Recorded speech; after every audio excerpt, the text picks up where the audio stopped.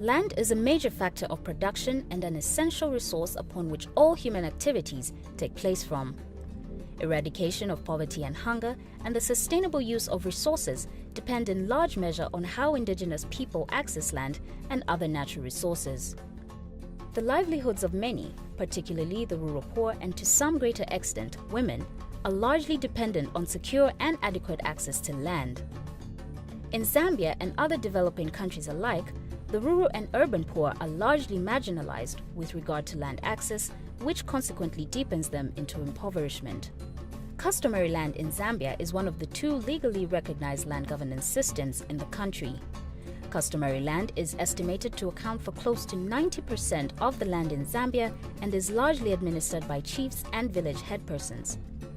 Over the past decade, the nation has witnessed phenomenal conversions from customary land to statutory land, a situation which has seen some people residing in customary areas being displaced or having their ancestral lands being significantly reduced in size.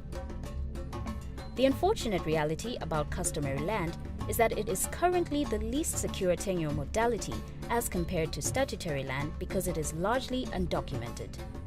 Traditional authorities largely use landmarks and bank on oral tradition to delineate chiefdom boundaries, village boundaries, and individual parcel boundaries.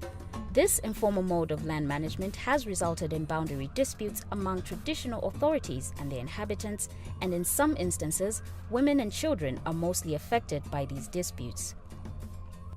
In order to address the shortcomings of customary land administration, People's Process on Housing and Poverty in Zambia and the Zambia Homeless and Poor People's Federation, with support from the UN Habitat Global Land Use Network and the Huariou Commission, successfully piloted the Social Tenure Domain Model, STDM, in Chief Chamuka's chiefdom to strengthen customary land governance in the chiefdom through a purely participatory mapping process. STDM is a Social Tenure Domain Model. A Social Tenure Domain Model is a participatory tool which maps out the relationship between people and their land. Social Tenure Domain Model ni tu yamesebenzesa kupima malandi kuchita enumeration kuti nawe nango aziwe kuti uyaperera umu aziwe malandi yake kuti nepanga apa utiza kuyamba nakuja kusira. The Huariou Commission is a global network of grassroots women's organizations that are federated and organized to do their own development. And so the Huariou Commission supported the Zambian local partners to bring the Social Tenure Domain Model along with our other global partner, the UN Habitat Global Land Tools Network. And so we're supporting this process of STDM here in Zambia. One of the important customary law which governs this chiefdom is that every individual who has reached the age of 18 years and wishes to live independently is allocated with a piece of land traditionally by the head person managing that area, and the name of that individual is entered in the village register, and a record of that is also given to the chief of the local area, who is myself, and traditional marks are given to that piece of land which is allocated to that individual, and also a letter of offer is given to that individual. Apart from that, we have gone ahead and then introduced the certificates of customary land occupancy by using local partners such as the STDM, which is being administered or assisted by the People's Process and the UN Habitat. Well, the strategic importance of documenting customary land tenure is basically to strengthen and enforce ownership of land by ordinary people in the villages. We see as PPHPs the importance of safeguarding people's land rights, especially in the villages. As you know, customary ownership is susceptible to all sorts of violations. The the community members are not protected. There isn't any form of documentation that is issued to ordinary villagers. So through STDM, we hope that the land rights will be addressed at community level. It is a tool that ensures that the traditional leaders, together with their community, jointly manage land to ensure that there is accountability, transparency, and good governance in a chiefdom. According to our laws, we ensure that women should have equal access to customary land. There is no segregation, and even when it comes to titling or land registration, there is no segregation. There is equity in the way land is governed in this chiefdom. So both women and men have equal access to customary land. So it's helpful to the community because one, it lessens the problems. It lessens the problems in the sense that everyone else is able to understand where he starts and where he ends. It helps the headmen to understand their people easily, even understanding their traditional boundaries with other fellow headmen.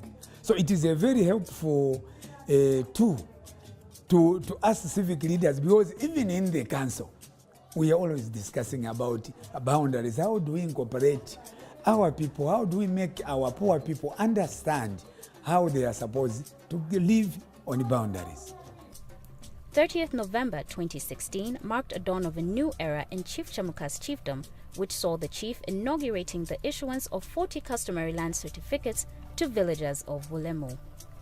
The issuance of these customary certificates through the STDM tool in Chamuka chiefdom provides an evidence-based platform which can be infused in shaping up the ongoing land policy and the customary land bill. At national level, the government is implementing the National Titling Program, and STDM can be used as a pro-poor and participatory tool to aid government in achieving this program and massively reduce on costs.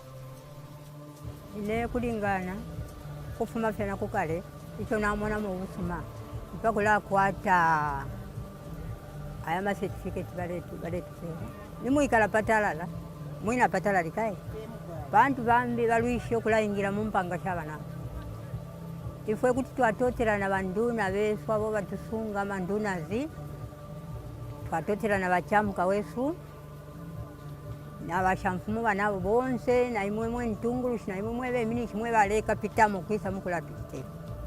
We are going to have the best way of managing customary land tenure system in the country, because we are going to see a situation where each individual is going to have his or her own piece of land registered, but after registering, each individual is going to have a customary land certificate, which is going to secure his or her piece of land, but still retaining the authority of the traditional leadership over this same customary land tenure system, with a clear procedure of how this land is going to be acquired, and a clear procedure of how this land is going to be managed, and a clear procedure of how the land rights are going to be transferred from one person to the other without necessarily taking away the authority of the traditional leadership on this customary land, which I like and which my people like, and which we want to prevail across the country. A situation where two land tenure systems are managed independently, though in collaboration with the government. Because we know that we do not live in a vacuum. We live in space which has governance system.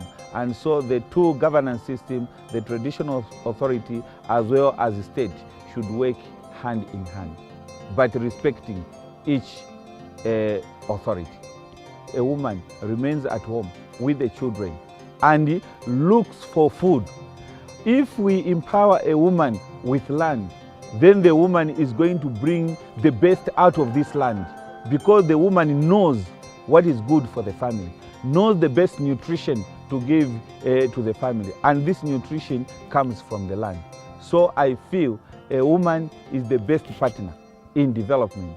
And if this woman is supposed to continue with that best and come out on top of the things, then a woman should be empowered with land. And this land for the woman, as well as that of a man, should be secured. And this should only be done through customary land certification, which we are enjoying with People's Process and STDM.